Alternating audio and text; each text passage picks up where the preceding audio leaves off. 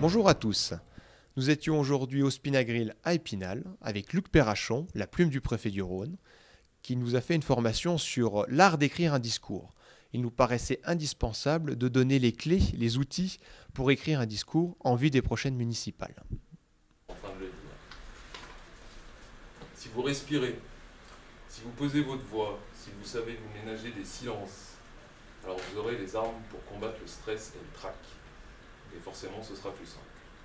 Alors, je suis Luc Perrachon, je suis lyonnais, j'ai 38 ans. Je suis, comme on le dit, la plume du préfet du Rhône. Donc, je suis la personne qui écrit ses discours et qui s'occupe de sa communication. Et on me connaît également sous le nom de Luc Akissia, et je suis romancier et je viens de publier mon premier roman, Jesper Pig. Et ben, d'avoir les idées claires et de savoir ce qu'on a envie de dire dans son discours. Ensuite, le reste, c'est de la technique, ça s'apprend, c'est pas plus compliqué que ça. Mais l'important, et c'est ça le plus compliqué, c'est de savoir ce qu'on a à dire. Il y a les grands discours comme le discours de présentation, qui est le discours qu'on prononce à l'occasion d'une fête de famille, d'un baptême ou d'un mariage. Il y a également le discours d'adieu quand on quitte un lieu. Il y a le discours d'inauguration quand on inaugure quelque chose. Et puis il y a surtout les discours de persuasion, le discours politique quand on a envie de convaincre les gens d'une idée. Et puis le discours de motivation quand on a besoin de motiver l'équipe qui travaille avec nous.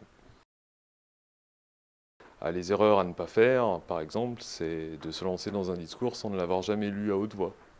Ça paraît tout bête, mais c'est très important. Et les plus accros retournent jouer à Candy Crush Saga sur leur portable. Bref. Et vraiment, ils semblaient très convaincus par cette idée de la 41e minute. Donc aujourd'hui, Luc, tu es venu avec ton dernier roman. Qu'est-ce que tu pourrais nous en dire?